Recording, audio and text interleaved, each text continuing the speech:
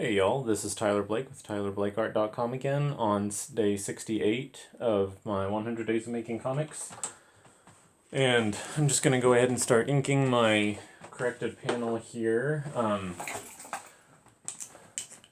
Do this for a couple minutes before I have to go to my regular day job. Yeah, gotta do it.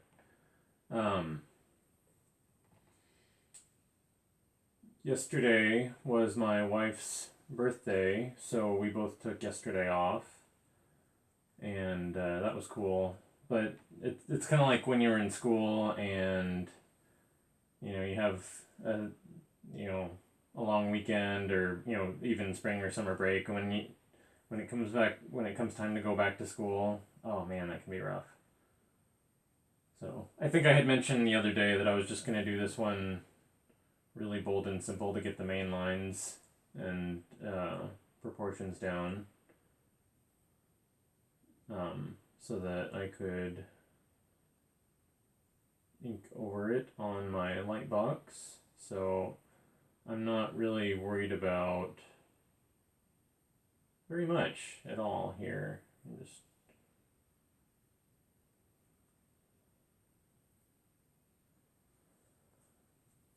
getting want to make sure everything goes in the right spot. Actually, this is kind of liberating in a way, not having to worry about, because I almost always ink with a brush pen, just using a big fat. To me, this feels big and fat. It's a 0.5 Copic multiliner. Usually, I'm trying to get much finer lines, and then I get frustrated because when I scan it, sometimes the finest lines I get, which I'm really proud of, won't show up. So I was all set to really buckle down on this, and I thought, wait, I'm gonna shrink this down to 25%. Why? This isn't the time to stress out about this. So.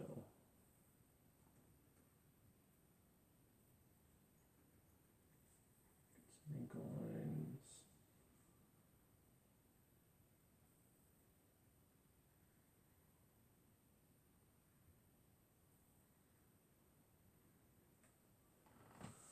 Okay.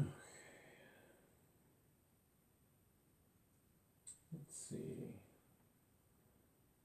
I should have reviewed my last couple of videos and to see if there was something I was supposed to follow up on.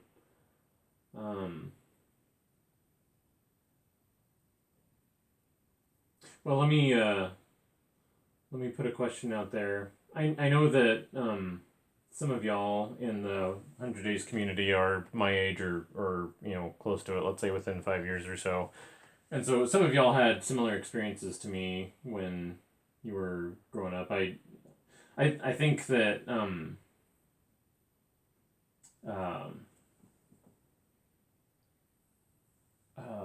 don't remember if it was Van Illustration or Yanimal mentioned that when I was talking about the variety packs at the gas station for comics, that took them back to their own childhood, and that was exactly the reaction I had when I saw Scott Circland and Peter Simeti talking about the same thing. I was like, oh my gosh, the spinner rack at the gas station.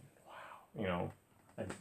Something I just hadn't thought of that in years. So anyway, on the same note, for those of you who are old enough to have used reference books instead of just Googling everything, what was your early favorite reference book that you just like wore out and is totally dog-eared if you still have it? I'm just curious. Because I bet some of us have the same titles on our shelf, or have had in the past. I was kind of looking back through one of my Bern Hogarth books the other day. It's drawing the human head, and I think I had mentioned that I have spent a lot of time since I got back into drawing studying Stan Prokopenko. His YouTube channel is Proko. He's got like awesome free resources. He has paid courses that you can either get digitally or order a DVD that I really want to do that because he's a really good teacher. And he has what is called the Skelly app, and so Skelly is a 3D posable skeleton. I don't own a cell phone, but I have a tablet that I film on, and so I had gotten that, and you can change the camera view to any camera view possible. Um, you can't you can rotate down to the wrists and ankles. You can't manipulate hands and fingers or feet and toes. I don't know if they are planning on adding that, but that would be awesome. And you can't open the jaw, but and you can do it as a skeleton or as a mannequin. You can move the scapula around. You can move the collarbone. So it's great for being able to get like the different shoulder positions because most art mannequins are kind of like, the action figures you had when you were a kid. Like, well, okay. So I actually, when I was I think I was probably about 14. I thought that I would learn muscular anatomy from an old He-Man toy that we still had laying around. And for one thing, that's not a super great idea, but those things are so static. Like they pivot at the waist, and I think they had like a ball joint for the hip, but like the arms are like, so like there's so much fluidity to the human body that you don't get from something like that. That trying to use it as a trying to pose it for a reference for a picture is awkward at best. Let's say.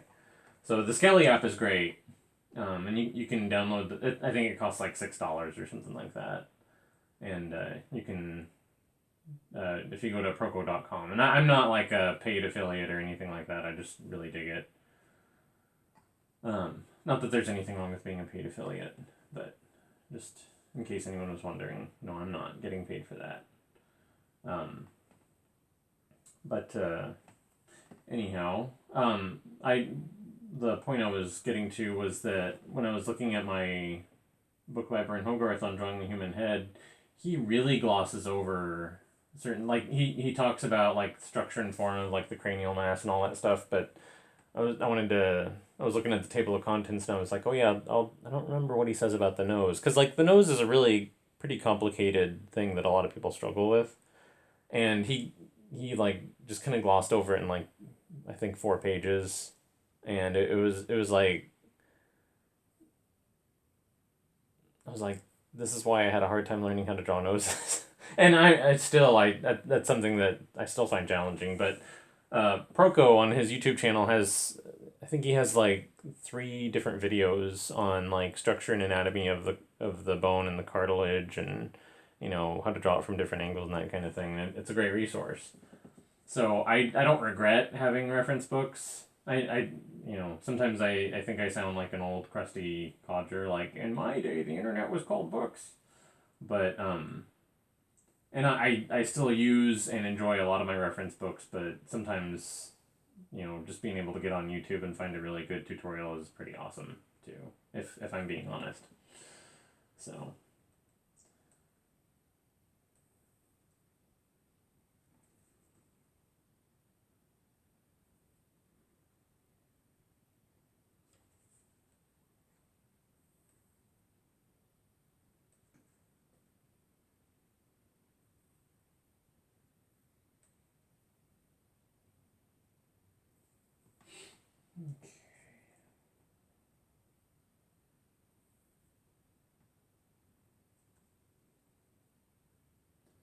For my day job, I run the housekeeping department at a retirement home, and mostly I don't have to do that much management of my staff. Mostly, I'm the carpet cleaner, and I used to manage a carpet cleaning company, and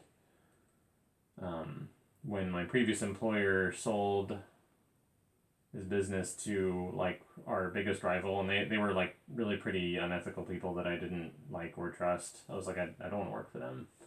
So I wound up at this retirement center, and it can be very rewarding, but it can also be extremely frustrating. And it's not, I spent some time learning how to clean carpets, but it's not something I've been like striving for and agonizing over for decades like art, and it's it's just not something I'm passionate about. So I am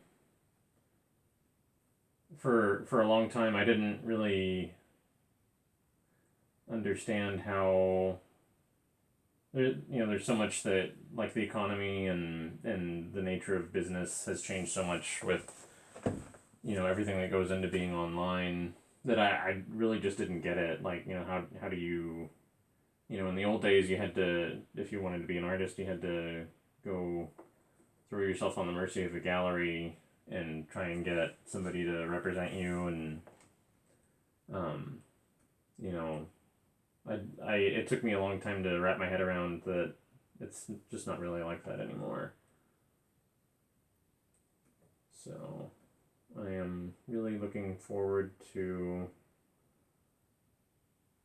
making a living with my art. And I bet a lot of y'all are looking forward to that too. And you know what? I am looking forward to that for y'all because, if that's what you do, it's what you do, and that's what you need to do.